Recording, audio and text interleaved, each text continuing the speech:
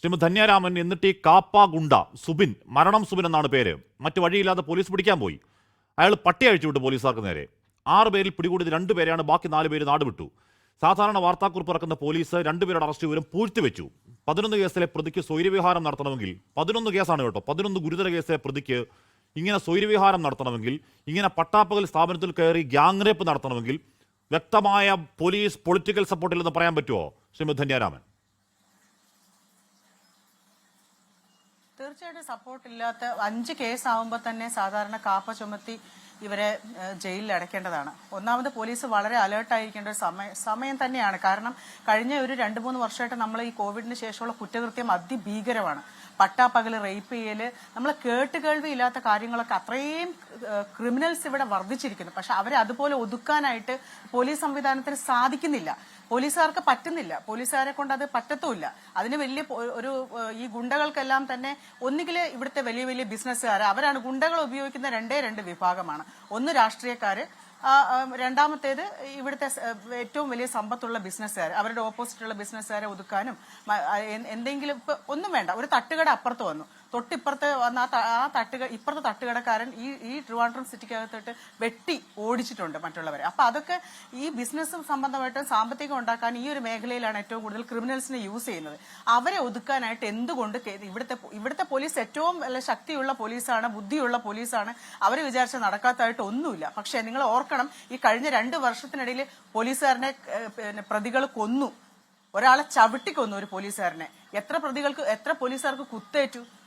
കരമനയുള്ള ഒരു പോലീസുകാരന് 2 കുത്തേറ്റു, മെഡിക്കൽ കോളേജിൽ ഒരു പോലീസുകാരന് കുത്തേറ്റു, പൂജപ്പുര SIക്ക് കുത്തേറ്റു, കൊല്ലത്തൊരു SIയുടെ കയ്യിൽ വെട്ട് കിട്ടി. അദ്ദേഹത്തിന്റെ വിരൽ നിശ്ചലമായിട്ട് 2 വർഷമായി. ആ വിരൽ പിന്നെ ആ വിരൽ പ്രോപ്പറായിട്ട് യൂസ് ചെയ്യാൻ പോലും പറ്റുന്നില്ല. കൊല്ലലും ഈ പോലീസിനെ തന്നെ അറ്റാക്ക് ചെയ്യുമ്പോൾ നമുക്ക് മനസ്സിലാവും ഈ സേനയുടെ ആ അധികാരം കൃത്യമായിട്ട് അവർക്ക് വിനിയോഗിക്കാനായിട്ട് സാധിക്കുന്നില്ല എന്നാണ് ഞാൻ ഈ കേസിൽ ഇത്തരം കേസുകൾ ഞാൻ വിശ്വസിക്കുന്നത്. ഇനി എന്റെ ഒരു പേഴ്സണൽ എക്സ്പീരിയൻസ്, എനിക്ക് ഈ തിരുവല്ലയിലെ ഈ കുട്ടിയെ സംസാരിക്കുന്നത് കേട്ടിട്ട് തന്നെ എനിക്ക് നേരത്തെ ഞാൻ ഭയങ്കര ഹൃദയാഘാതം വരുന്ന പോലെ തോന്നുന്നു. കാരണം ഭർത്താവ് മരിച്ചിട്ട് ഒരാഴ്ചയായിട്ടുള്ളൂ. അപ്പോൾ ജീവിക്കാൻ വേണ്ടി പോകുന്ന പെൺകുട്ടികളാണ്.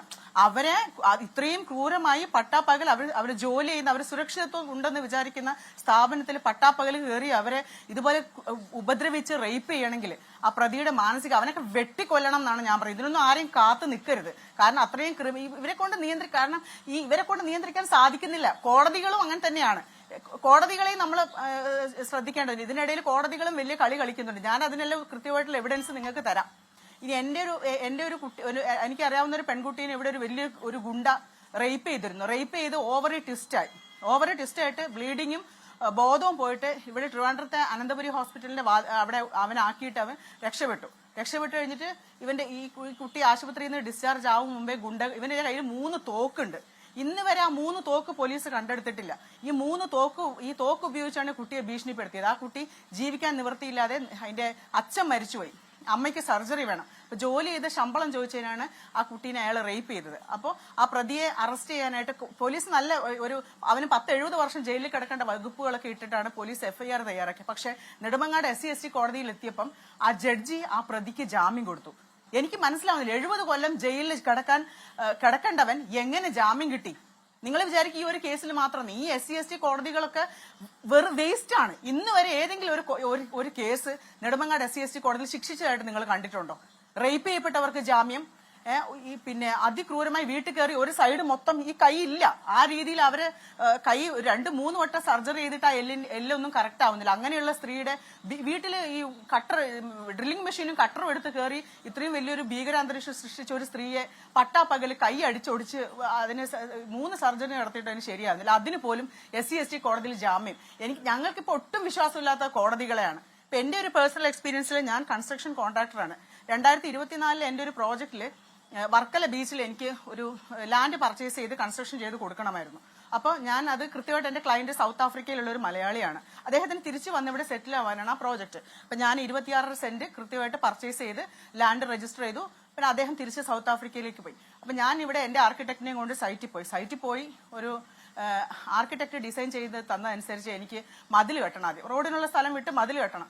മതിൽ കെട്ടാനായിട്ട് മാർക്ക് ചെയ്യാൻ പോയതാണ്. എന്റെ കൂടെ ഡ്രൈവറും ഉണ്ടായിരുന്നു, 2 ജോലിക്കാരും ഉണ്ടായിരുന്നു. പെട്ടെന്ന് ഒരു 10-25 പേര് കൂടി എന്നെ അങ്ങ് വളഞ്ഞു എന്ന് പറഞ്ഞാൽ പിന്നെ എന്താണ് സംഭവം? ഞാൻ കൈയും കെട്ടി നിന്നതേ ഉള്ളൂ. ഞാൻ വിചാരിച്ചു ഇവരെ എന്നെ ഇപ്പൊ കൊന്ന് കടലിൽ എറിയുമായിരിക്കുന്നു. ആ രീതിയിലുള്ള ഗുണ്ട എന്ന് പറഞ്ഞു കഴിഞ്ഞാൽ അതിൽ 25 ഒരു 24 പുരുഷന്മാരെ എനിക്ക് ചീളായിട്ടാണ് തോന്നിയത്. പക്ഷെ എന്റെ നാട്ടുകാരായിട്ടുള്ള ജോലിക്കാർ പറഞ്ഞു, മാഡം നിങ്ങൾ പെട്ടെന്ന് ഇവിടുന്ന് രക്ഷപ്പെടണം, കാരണം ഇവരുടെ ഒരു ശീലം അനുസരിച്ച് ഇവര് നമ്മളെ അവര് സംഘർഷം ഉണ്ടാക്കും, എന്നിട്ട് അതിനിടെ നമ്മളെ കുത്തിയിട്ട് ഇവൻ അങ്ങ് രക്ഷപ്പെടും. ഈ പ്രതി, അവന്റെ പേര് അനൂപ് നാസിമുദ്ദീൻ എന്നാണ്. അവൻ ഇപ്പോഴും വർക്കല മാന്തറയിൽ സുഖമായിട്ട് ജീവിക്കുന്നുണ്ട്. ഞാൻ അവന്റെ പേരിൽ പരാതി കൊടുത്തിട്ടില്ല. പക്ഷെ ഞാൻ എങ്ങനെയാണ് എന്റെ പകരം വീട്ടുന്നുള്ളത് ഞാൻ നിയമപരമായിട്ടും പോകുന്നില്ല, ഞാൻ അയാളെ ഉപദ്രവിക്കാനും പോകുന്നില്ല. പക്ഷെ ഞാൻ അതിന് തീർച്ചയായിട്ടും ഞാൻ മറുപടി കൊടുത്തിരിക്കും. ഞാൻ എന്റെ പ്രോജക്ട് പൂർത്തിയാക്കി കീ ഹാൻഡ് ഓവർ ചെയ്തു. പക്ഷെ ഇവനെ പോലെയുള്ള ഗുണ്ടകളെയൊന്നും ഞാൻ പേടിച്ചില്ല. ഇവർക്ക് അന്ന് ആ സമയത്ത് പോലീസുകാർ വന്ന് ഈ ഗുണ്ടകളെ മാനേജ് ചെയ്യാനായിട്ടാണ് അവർ ശ്രമിക്കുന്നത്, അവരെ തിരിച്ചയക്കാനായിട്ട്. എനിക്ക് അറിഞ്ഞുകൂടാ, ഒരു എന്താ പറയണ്ടേ, ആ ഒരു എനിക്ക് പേടിയൊന്നും ഉണ്ടായിട്ടില്ല. ഞാൻ അങ്ങനെ പേടിക്കത്തില്ല. അവൻ കുത്തി എന്നെ കടലിട്ടു, ബാക്കി അവൻ അനുഭവിക്കുക, അത്രേ ഞാൻ വിചാരിച്ചിട്ടുള്ളൂ. പക്ഷെ എന്റെ ഡ്രൈവറെ ഉപദ്രവിക്കാൻ വേണ്ടി ശ്രമിച്ചു. എവിടുന്നാണ് ഇവർക്ക് അതിനുശേഷവും ഇതേ ഗുണ്ടകളെ ഉപയോഗിച്ച് തൊട്ടടുത്തുള്ള റിസോർട്ടുകാരാണ് അയക്കുന്നത് നോക്കണം. അവരിപ്പോഴും അവിടെ പോയി ഒരു സബ് ഇൻസ്പെക്ടറെ ഭീഷണിപ്പെടുത്തുന്ന ഒരു വീഡിയോ എന്റെ കയ്യിലുണ്ട്. പക്ഷെ അത് എങ്ങനെ കിട്ടിയെന്ന് എന്നോട് ചോദിക്കരുത്. അത് പോലീസ് ഡിപ്പാർട്ട്മെന്റ് ചോദിച്ചാൽ ഞാൻ കൊടുക്കും. പക്ഷെ എനിക്ക് തന്ന ആൾക്ക് ഒരു ബുദ്ധിമുട്ടുണ്ടാവരുത്. അപ്പൊ അത്രയും ക്രിമിനൽസ് വാഴുന്ന ഒരു അവരെങ്ങനെ വാഴുകയാണ്. അവരെങ്ങനെ വാഴുന്നത് എന്തുകൊണ്ടാണ്? ഇപ്പൊ ഇന്നലെ കേൾക്കുന്നതല്ലോ, ഇന്നലെ മിനിഞ്ഞാന്ന് കഴിഞ്ഞ മാസം കഴിഞ്ഞ വർഷം കേൾക്കുന്നതല്ലോ. കഴിഞ്ഞ കുറെ നാളായി അവരെങ്ങനെ വാഴുകയാണ്. ആരാലും ചോദ്യം ചെയ്യാതെ ഈ പറഞ്ഞ 11 കേസും 50 കേസും ഉണ്ടെങ്കിലും എത്ര കാപ്പയുണ്ടെങ്കിലും അവര് സ്ഥാപനത്തിൽ കയറും, ആരും ഇല്ലാത്തവരെ റേപ്പ് ചെയ്യും, കൂളായി ഇറങ്ങിപ്പോകും. ജോർജ് ജോസഫ്, കൊച്ചിയിൽ 500-ലധികം സ്പാകൾ, തിരുവനന്തപുരത്ത് 200-ഓളം സ്പാകൾ. പറയുന്നത് ശരിയാണോ എന്നറിയില്ല. ഈ നമ്മൾ ഇലനക്കി നായയുടെ ചെറുനക്കി നായ എന്ന് പറയുന്നത് പോലെ നിയമവിരുദ്ധമായി പ്രവർത്തിക്കുന്നവരുടെ അടുത്ത് പോലീസുകാരുടെ കാശൂറ്റിൽ ഒത്താശ പുതിയ കാര്യമൊന്നുമല്ല. ലോകത്തെവിടെയായാലും ഏത് സമയത്തും 24 വാർത്തകളും ഓഗ്മെന്റഡ് റിയാലിറ്റി പാക്കേജുകളും എക്സ്പ്ലെയിനറുകളും വിശദമായി കാണാൻ ഞങ്ങളുടെ യൂട്യൂബ് ചാനൽ നിങ്ങൾക്ക് സബ്സ്ക്രൈബ് ചെയ്യാം.